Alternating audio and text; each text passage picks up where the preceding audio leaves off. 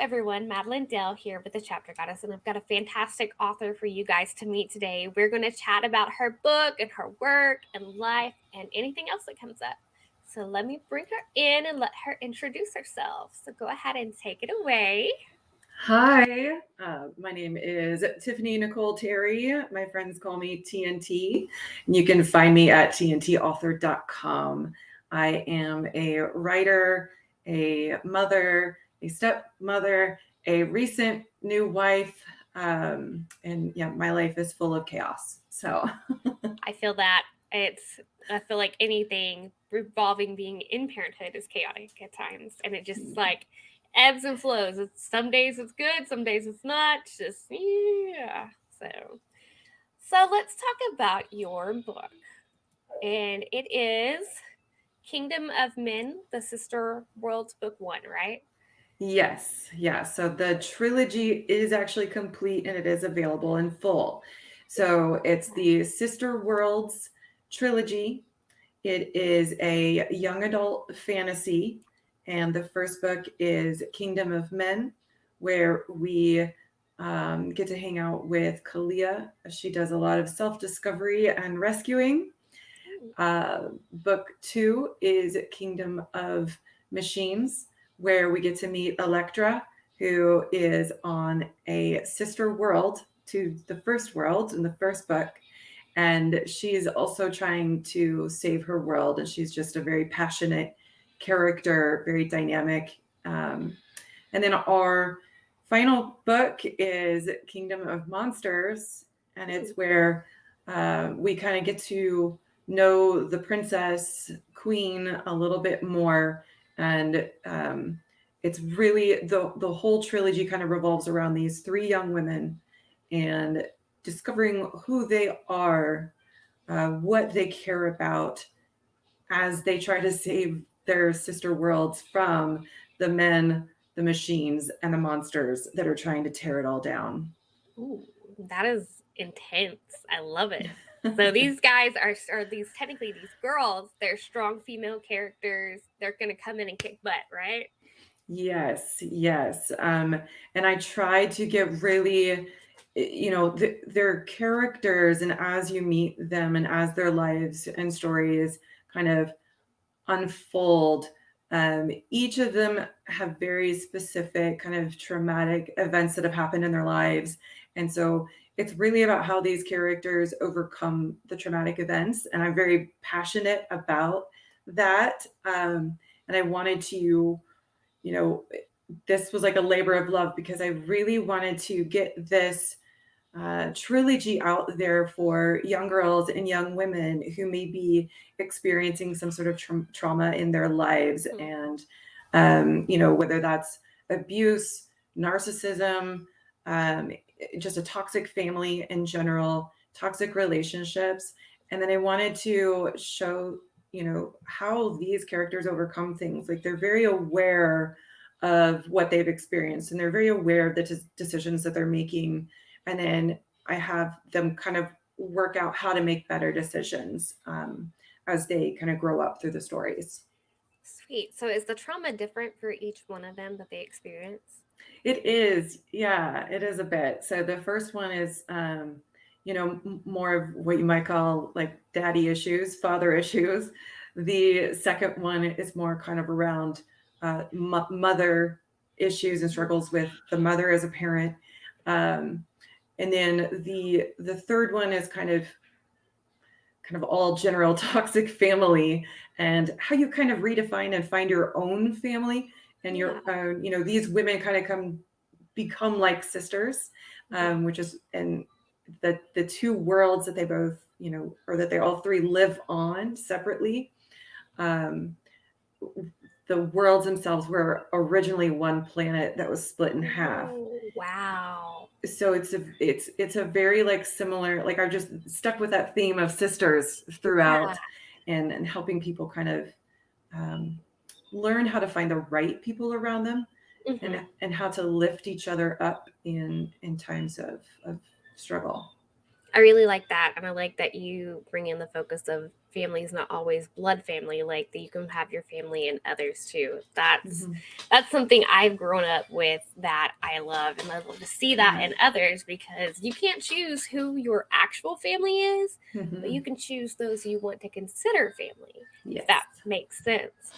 So I really like that that topic is in there, and I like that you're bringing light onto these subjects that these women are struggling with, because Mm-hmm. there isn't enough focus on that in this world. Honestly, No, it gets no. pushed out of the way, like, oh, we're just gonna ignore you guys. No, it's Yeah. done. We're done doing that. I find that there are a lot of books and there's a lot of readers who really enjoy like a bully romance, or they enjoy, these very dark, dangerous, um, borderline narcissistic, abusive type men that Yeah. the women go for in these books. And I think that's fine if that's what you enjoy, and it's fine if you haven't had that toxic exposure and that trauma in your life. Um, but I just haven't seen a lot of books out there who are, the characters are more uh, developed on, okay, I've had this traumatic life experience and I've had these bad relationships with family members. So I'm going to go date the bad boy. Like, no, Mhm. that doesn't, that's not healthy. And then you get into patterns of toxic abuse, for years. And so I never grew up seeing good role models and reading good role models. Like there was never any book that said, hey, here's a toxic, handsome man, and here's a non-toxic, handsome man.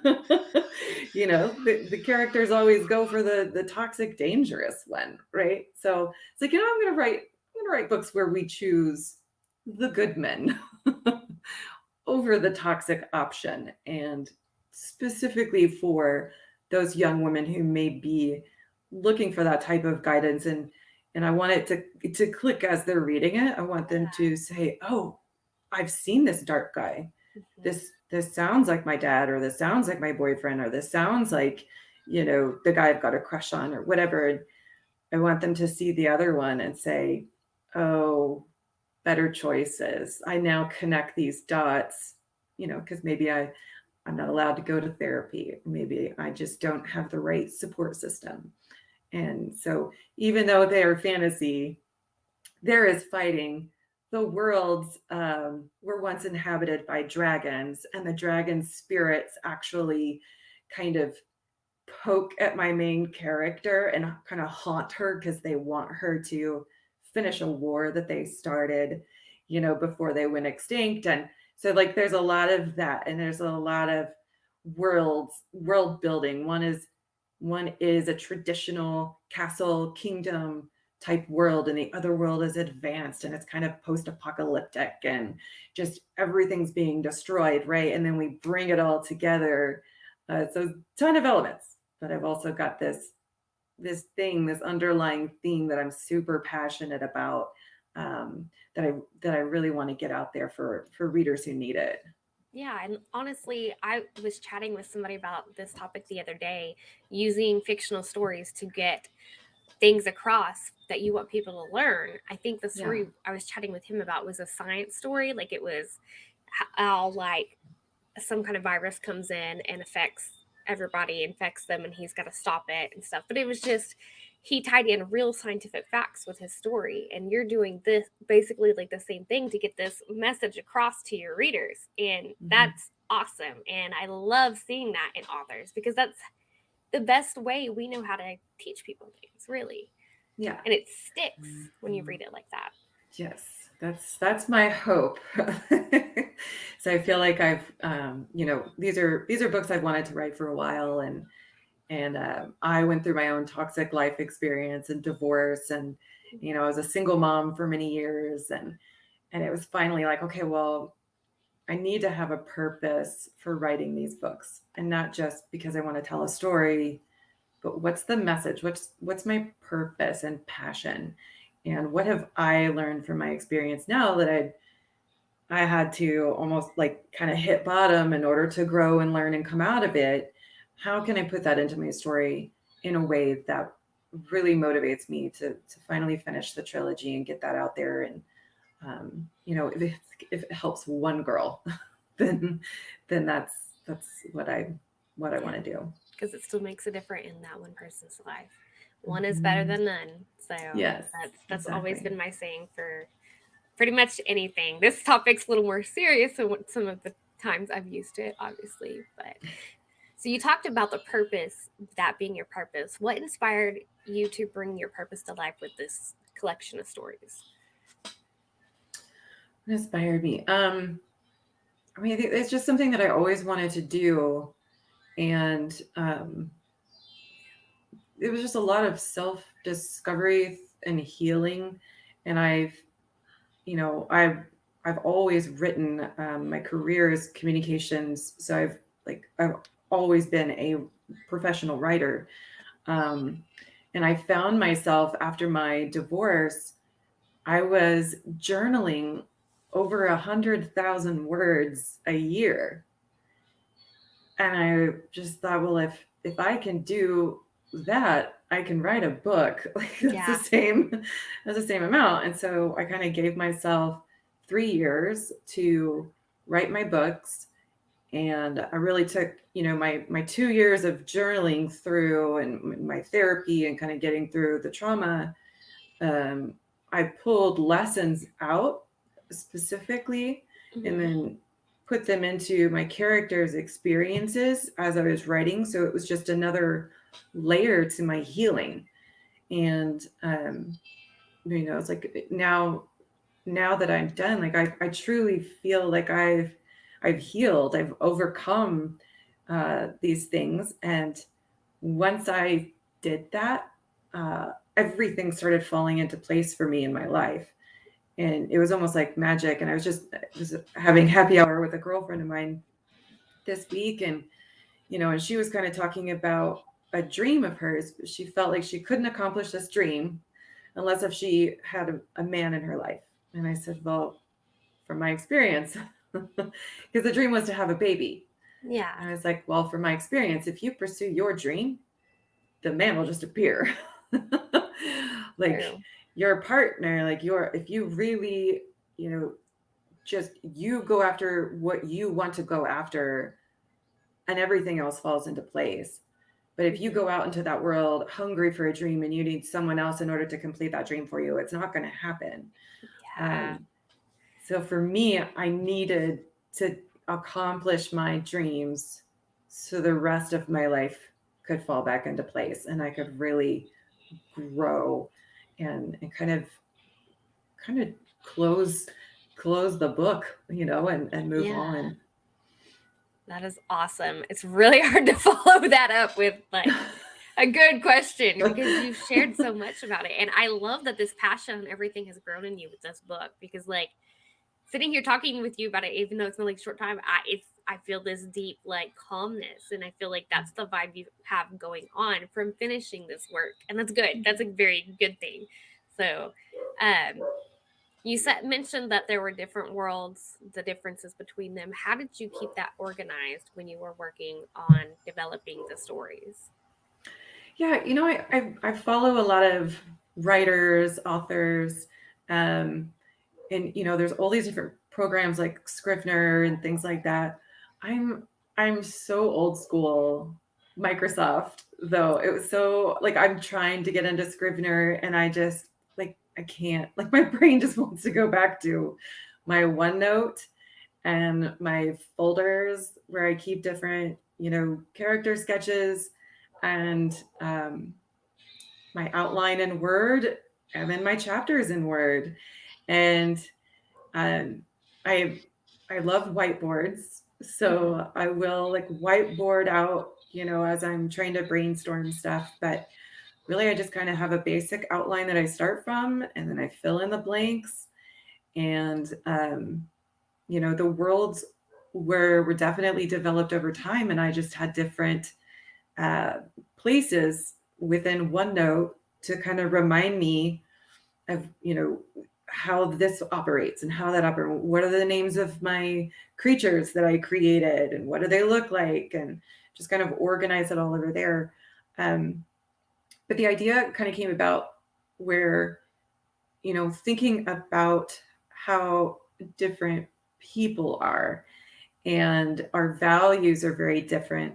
And then I thought, okay, well, you've got kind of the traditional value camp, and then you have a very kind of technologically evolved value camp, right? So you've got the parents that say, I'll never give my kid a tablet. And then you've got the parents who are like, my kids have tablets from the time they're walking, right? So I just kind of looked at the different perspectives of people, and I'm like, well, what if you have literally two different planets that are divided? Like, what if you could just divide all of this mindset apart, split it physically? What would that look like? And then what would those two worlds look like if one never advanced and then one advanced almost to the point of its own destruction? Wow. Like that's a huge split. I know. And I like it. That is it does seem like a lot to keep up with, especially where you mentioned the different beasts and animals and stuff came in. But I like how you organize that. I too use Word for a lot of stuff still. Yeah. I just can't the different thing. I'll use like Google Docs for stuff, but it's very similar to Word too. So I'm like, Yeah. I'm just gonna stick with what I know because I get headaches trying to like teach myself new stuff when my child's running circles screaming in the background. I'm just like, no, Yeah. we'll mess with this later and try to get it to work. So yeah, it's like I'd rather be outlining and working on it than trying to figure out how to outline something in a new software, right, and how to do it. It's like, I mean, I think that's great, but I'm a full-time manager. I manage a creative team. I have 4 kids now. yeah. Like overnight, right? Went from 2 to 4, 2 dogs, and just a house to manage, right? So it's There's like a where am I lot. gonna find the time to also teach myself how to use a new software while I'm writing? I am with you because I'm like my desk. I went through this phase where I organized everything, and now it's just cluttered again because I haven't been able to keep it up. And I'm just like, okay, because as a parent, it's a lot. You have full job with just the kids in general on top of managing the house. Then you have other work, and then you want to try to squeeze in writing in there, and it's like there's a tiny space in that little jar of stuff. Yes. It's like, okay, I'm gonna take it. Yes, I'll be tired, but it's worth it. So, and which in your case, it was very worth it because it's brought you peace and like you said, it's like you've closed the book on a big chapter of your life and to embrace something new. Sorry, I stuttered trying to get that out. It's like my brain's moving faster than my words, but which is I have to ask too, the covers. Now, I've only got Kingdom of Men in front of me on my other screen. Are they all similar to that cover? Like, did you have one person? It's the one, it's got like a dragon wing and the hilt of a sword. Okay, yes. Yeah. So I actually, the first time I published them, I used one designer and they all had my female characters on the front. And I liked those covers. And then through some of the research that I've been doing, I've been getting a lot of feedback that readers don't like to see people on the covers.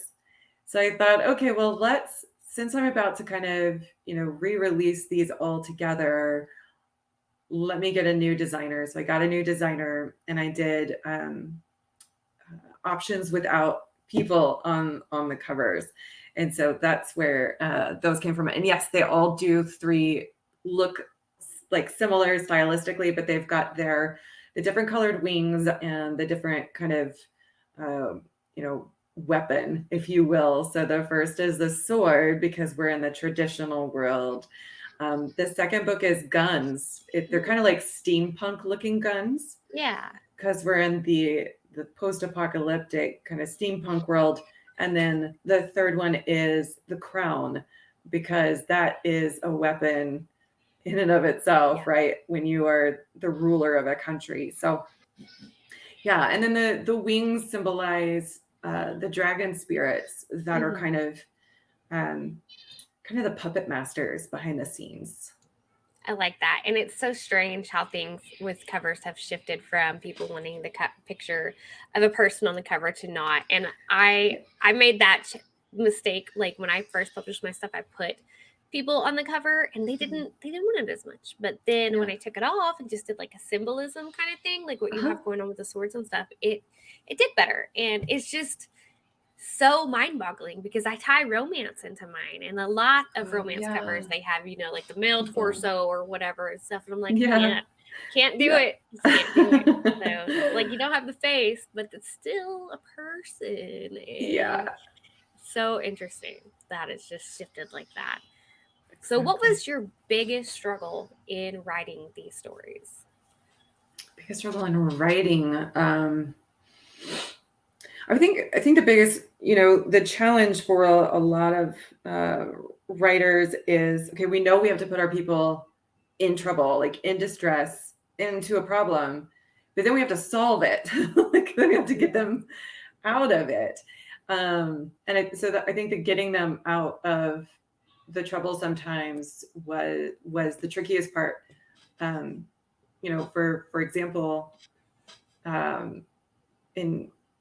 there's a, you know, the struggle of having a traditional world and an advanced world is one's got bigger weapons than the other. So the other planet wants to invade the one with swords.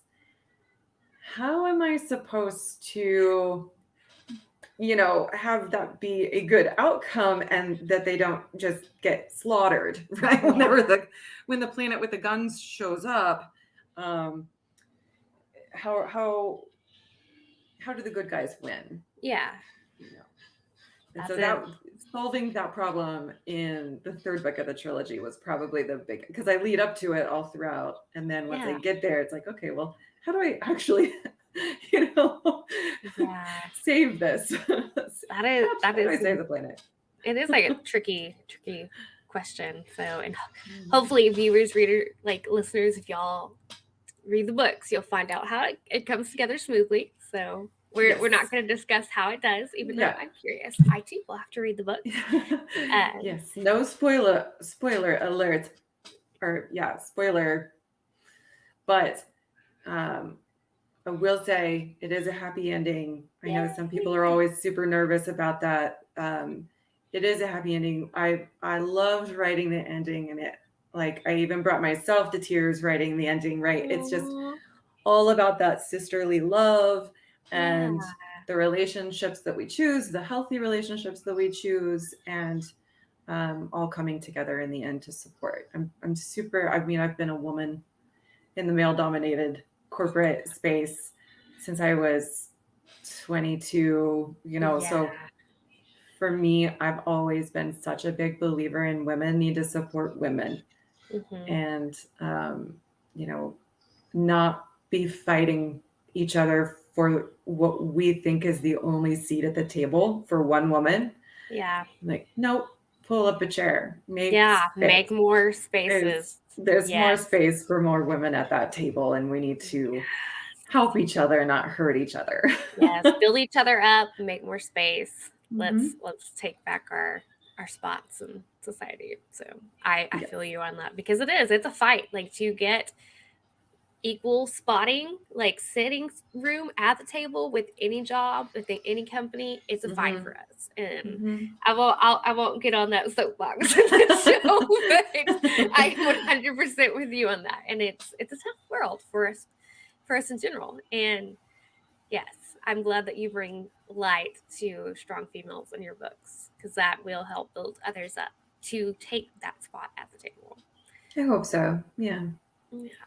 So a question I like to ask all creatives that I chat with is, what do you do for self-care?